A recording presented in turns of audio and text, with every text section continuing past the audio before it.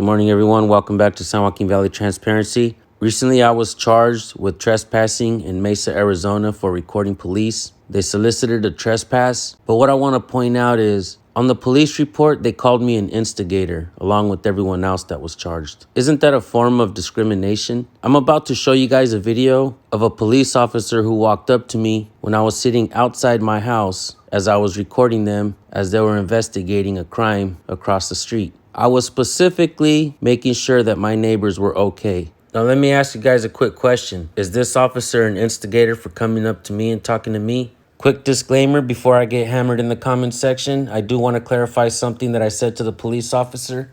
I told him that sometimes people on the internet are out to make cops look bad, but in reality, what I should have really said and what I meant to say was that cops actually make themselves look bad when people put them on the internet. Pay attention to the conversation. Let me know what you guys think. Here we go, folks.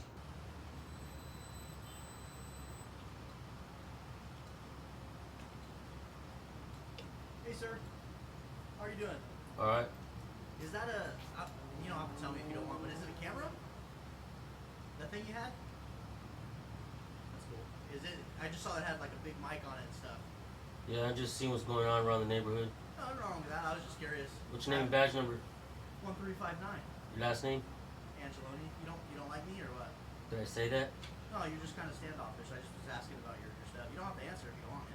No, you came and asked me some questions and I answered and I asked your last name. Yeah. Yeah, I'm not standoffish at all. Okay, cool. My bad. Misread it, I guess. Yeah. Is there any reason why you're inquiring about the camera? Curiosity. Everybody should have cameras. Yeah, Right. yeah, I agree 100%. Everyone should have a camera. Yeah. No, I'm not trying to say you're doing anything wrong or you can't do it. I was just curious. No, I know the laws, but if you don't mind me asking, what was happening around here? It was a crash. You mind if I come up or you want me here? No, it's fine. Stay right there. Yeah, it was just a crash. That was it. So we're just talking to them. All right. No big deal. Yeah, for sure. Yeah, I don't mean no harm, man. I was just out here recording. Just see No, what's yeah, going you're on. good. You're good. I was just more curious because it looks like it's not just a regular camera, right? Like it's got all the attachments and stuff on it. I thought Yeah, that for was cool. sure. Yeah. They're pretty pricey once you add all the attachments and stuff? Nah. I would say that technology and cameras and equipment, prices and all that's going down. Yeah. And more people have access to it. I think the more that people understand that they have rights and they won't be afraid, to go out and record, I think more people will get out and do it and understand the laws more. Like, let me ask you a question, man. I ask pretty much every officer that I encounter, do you know the First Amendment? Yeah, that's right. It's freedom of speech. There's 5 elements to it. Do you know the rest of it? Yeah, freedom of speech. You have the right to religion, press. So basically, the whole point of it is you're able to do what you're doing now. I mean, and come out to where we're at as long as you're not interfering with our investigation and stuff. So, Yeah, absolutely. Yeah, nothing wrong with that, man. Yeah, for sure. I'm for it. As long as the only time that it comes, are you one that do you drive around and kind of follow our calls and stuff? I don't do that, but what I do is if I see it, I record it. Kind of hang out. Yeah, I try to encourage folks to do the same. You know? I'm all for it. I mean, especially, in this situation, you're way over here. Like, you're not bothering me at all. So, Right. So I think it's cool. The only time it becomes an issue for me is like if I'm trying to do a traffic stop, and we have some people that get all up in between the car and us, and then that's when it becomes a problem. You can't be doing that. But, Yeah, as long as we don't jump in the back seat, right? yeah, go. Yeah, I mean, it would amaze you to know that a lot of cops, they don't appreciate it, but a lot more officers, they do now. Now that we have like a dialogue, an understanding that people have rights.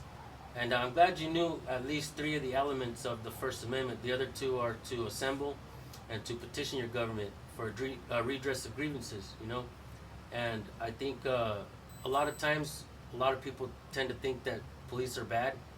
A lot of times people tend to think that police are just good. And we got to understand that police are human, just like we. Absolutely. And you guys are going to make mistakes along the way.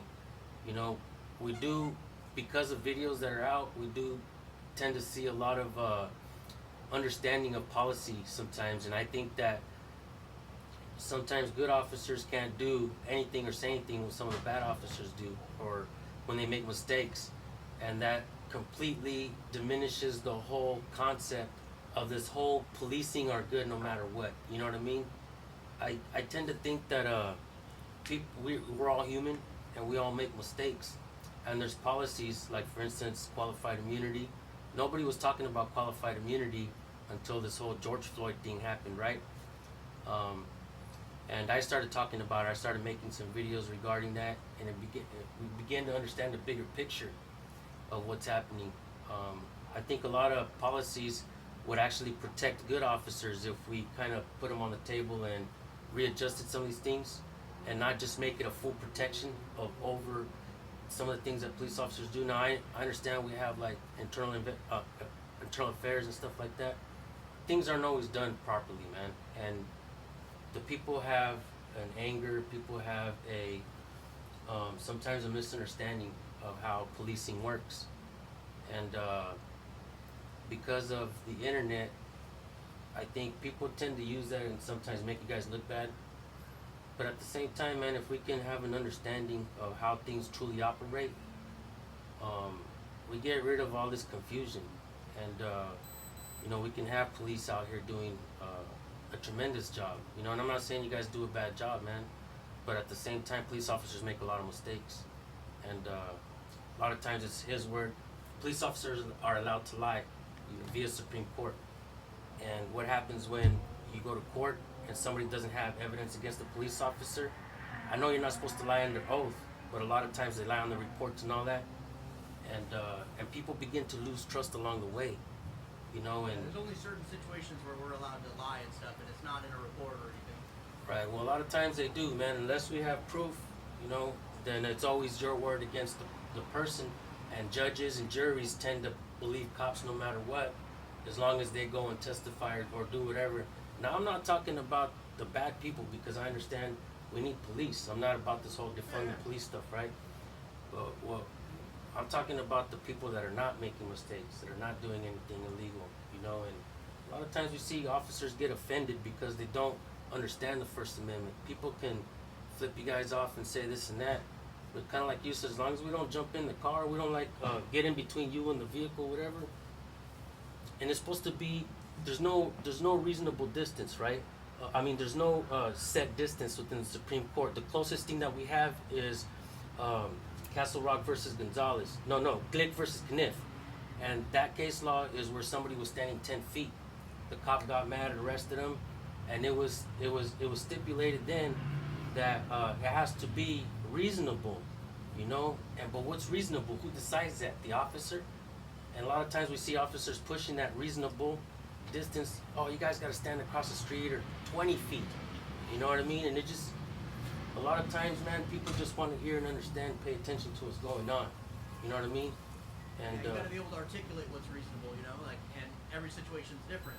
There are certain situations where 10 feet might be unreasonable versus sometimes 20 feet might be perfectly reasonable. But yeah, I agree with you, and I think a lot of times they don't like to come over and talk to you guys because they're worried that, a lot of times, and I'm not saying you, but people that are out recording us and stuff, a lot of times they're rude and stuff, and I'm sure cops are rude back. Right.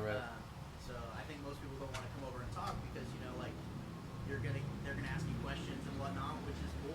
You're gonna ask questions. You're not being a jerk about it. I'm not being a jerk about it. So, right. You're out in front of your own house. So if you didn't want me to talk to you, I was just gonna walk away. I was just gonna inquire about it. So I thought it was cool because I have a camera, but I've never had any of the attachments with the mic and the lights and stuff. So I just thought it was cool. So I figured to come say hi.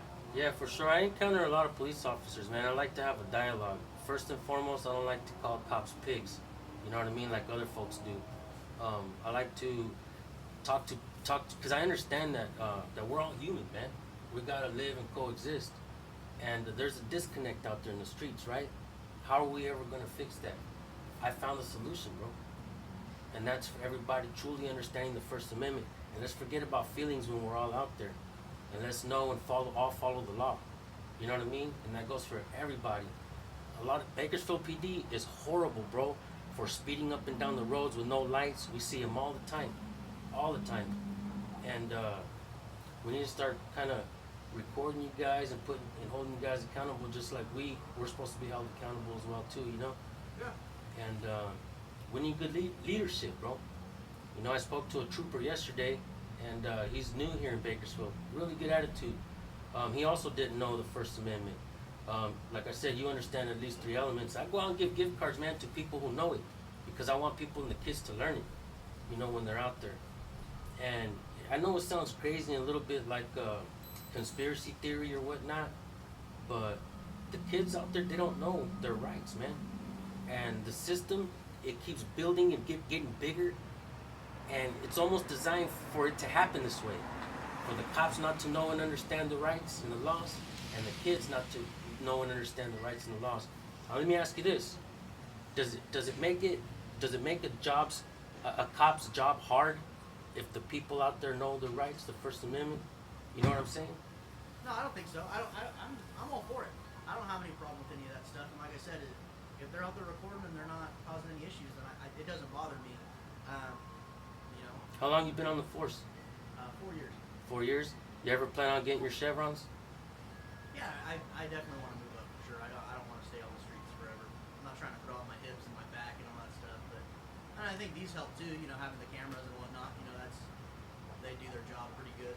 They're so cheap, man. Everybody should have them on the cars. Oh, Everybody should wear them. You know what I mean? No, 100%. And everybody should have their own protection of cameras and stuff. Yeah. But yeah, man, I bid you well on your career. I hope you get your chevrons. Will you go and learn the First Amendment verbatim and never forget it? You got it, buddy. One thing that I want to point out, guys, is I do have a lot of footage of them doing their investigation across the street at my neighbor's house. They were weary of me. They kept looking back at me. As you can see, I blurred everything out in the video. I want to keep my neighbor's privacy intact. There's some good folks. Everybody should be recording police when you see them in your neighborhood. Protect your neighbors, folks. That way the cops don't try to lie and charge them with something. You guys will have that footage. I also have Ring cameras outside my house. I also have this video on my Ring camera, but you can only hear me. You can't hear the police too good because I did make sure that he stayed off the property, as you guys seen in the video. All in all, I tried to control the conversation. I know the cop was just coming around asking questions, trying to see what he could find. I don't believe that he thought he was going to get an earful, but that's exactly what I gave him. I live in Bakersfield, California, folks. This is the deadliest county for police-justified killings in the United States. That means I live amongst deadly police. I want to make it safer in my community, so I feel like recording police is a must, and it's my right to do so. I don't believe that I am an instigator or an agitator like Mesa Police put in their report. I'm going to fight the charge in Mesa, folks. I don't believe I did anything wrong. I just want to let you guys know that. Thank you guys so much for tuning in. Always record the police, protect your neighbors, be friends with them, wave hi to them when you see them, exchange numbers so that they can call you if police are in your neighborhood, like my neighbors were calling me, as you guys heard the phone ringing in the video. Anyways, thank you guys so much for tuning in. Make sure you hit that subscribe button, because every time I see police, I record them and I upload them to YouTube. Alright guys, have yourselves a blessed day. We'll see you on the next video. Peace. Take care, buddy. For sure, you too.